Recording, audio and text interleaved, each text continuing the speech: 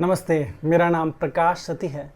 आज का विषय है गीता। जैसे कि हम गीता की सीरीज में आगे बढ़ रहे हैं तो हम दूसरे अध्याय में पहुंच गए हैं। अब श्री कृष्ण मार्गदर्शन करते हैं अर्जुन का। यहाँ से पहला श्लोक, गीता का अध्याय 2 का पहला श्लोक और दूसरे श्लोक में श्री कृष्ण क्या बोलते हैं। पहले श्लोक में संजय बता रहे हैं धृतराष्ट्र को कि श्री कृष्ण अर्जुन को दुखी देखते हुए, बहुत ज़्यादा परेशान देखते हुए उनसे ये वचन बोलते हैं, अर्जुन ये तुम्हारे मन में कलमश आया कैसे? ये किसी भी ऐसे व्यक्ति के लिए अनुकूल नहीं है जो जीवन के मूल्यों को जानता हो। इससे तुम्हें उच्च लोगों की नहीं अपयश की प्राप्ति होगी। अपयश का मतलब होता है कि मतलब निचली अवस्था में जाना और उच्च लोग। अब यहाँ पर श्री कृष्ण क्या बता रहे हैं? पहली बात, जैसे कि हम देखते हुए आ रहे थे कि अर्जुन और श्री कृष्ण के वार्तालाप में अर्जुन जो हैं वो श्री कृष्ण से युद्ध के लिए मना कर रहे हैं। कारण मैंने बताया पहले के वीडियो में, आप देख सकते हैं। अब आगे में यहाँ श्री कृष्ण अब मार्गदर्शन शुरू कर रहे हैं कि अर्जुन को किस तरीके से युद्ध के लिए उच्च अवस्था में लाया जाए। उच्च अवस्था का मतलब यह है कि अगर कोई दुखी मन से युद्ध करेगा तो युद्ध कर नहीं सकता, कोई भी कार्य नहीं कराया जा सकता। तो यहाँ पर श्री कृष्ण बहुत सारे गहरे बात बोल रहे हैं। एक ही सूत्र में बहुत कुछ गहरा है। पहली चीज, श्री कृष्ण का ये मोटिव है, उनका ये चाहते हैं वो कि अर्जुन पूर्ण अवस्था को प्राप्त हो। मतलब वो जो अर्जुन है, जिसकी ख्याति है पूरे विश्व में, जिसको सभी जानते हैं, जिससे सब डरते हैं, जिसके युद्ध कला से, तो वो अर्जुन अपनी उसी अवस्था को प्राप्त होकर युद्ध करे। पहली चीज तो वो वही बता रहे हैं। फिर वो बता रहे हैं कि तुम्हें जो है जीवन के मूल्य पता है, तुम जीवन के सभी मूल्य जानते हो। जीवन के मूल्य क्या होते हैं? देखो, जीवन के मूल्यों को समझना है, बहुत जरूरी है।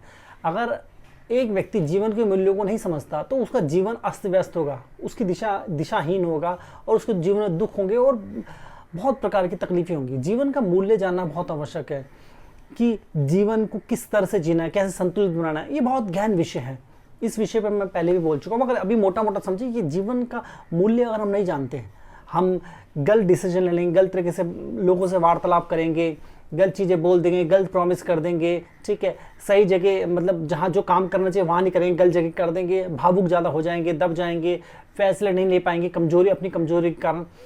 परम सत्य को जानते हुए जीवन है, जीवन कहाँ है? इस पृथ्वी में। ये पृथ्वी मतलब ये प्रकृति से जुड़ी हुई है, प्रकृति के अंदर आती है, प्रकृति के अपने नियम कायदे कानून है, ठीक है। तो उसके अकॉर्डिंगली चलना पड़ेगा। जैसे कि मान लीजिए आपने एक सेब लिया थोड़ा पेड़ से और उसको आप खाएंगे। अगर उसको खा के ना आप उसको रख दें, स्टोर कर दें उसको, ठीक है, काफ़ी समय के लिए, तो क्या हो जाएगा? वो खराब हो जाएगा, डिकम्पोज हो जाएगा। तो प्रकृति का नियम क्या है? उसको रखना नहीं है, उसको खाना है। मतलब कुछ चीज़ें ऐसी हैं जिसको आपको रख के खाना होता है, ठीक है, और कुछ ऐसी होती है उसको उसी समय खाना होता है।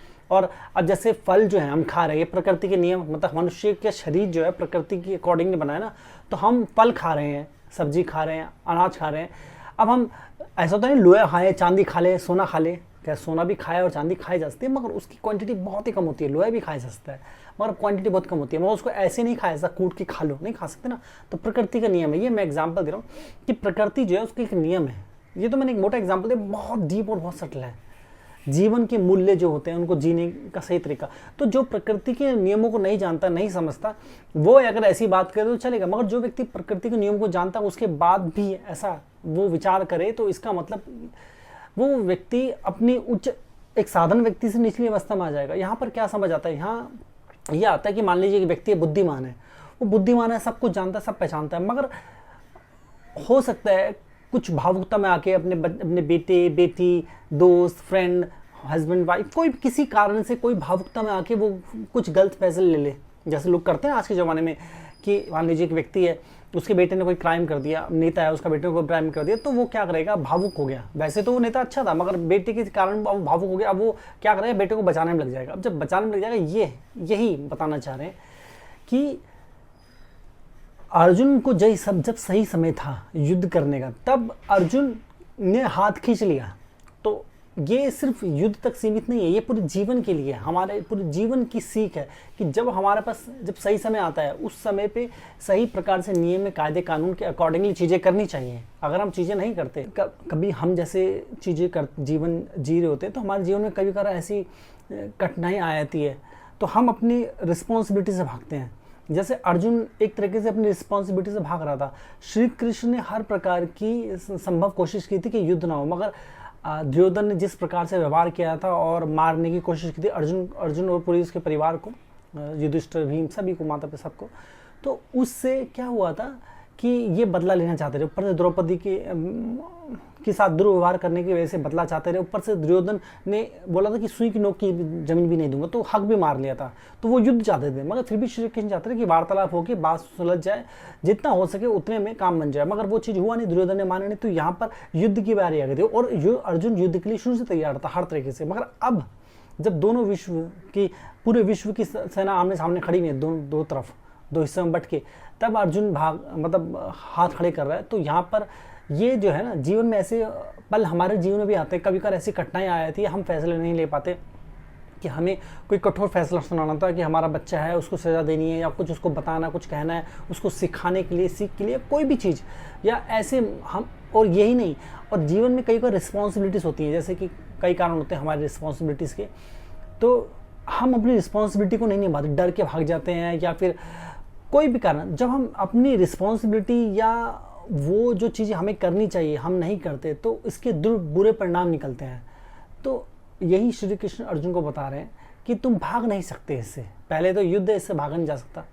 दूसरी बात ये कि अगर तुम भागते हो तो तुम किसी प्रकार से उच्च अवस्था को प्राप्त नहीं होगी, तुम्हें उच्च लोग की नहीं अपयश की प्राप्ति होगी। इसी तरीके से मनुष्य जो है वो अपनी जिम्मेदारियों से जब भागते हैं, कोशिश करते हैं, पीछे छुड़ा लेते हैं, जबकि उनको करनी चाहिए, और सही समय आने पे सही डिसीजन नहीं ले पाते, सही प्रकार से नहीं ले पाते, तो जीवन में कई तरीके की हानि होती है।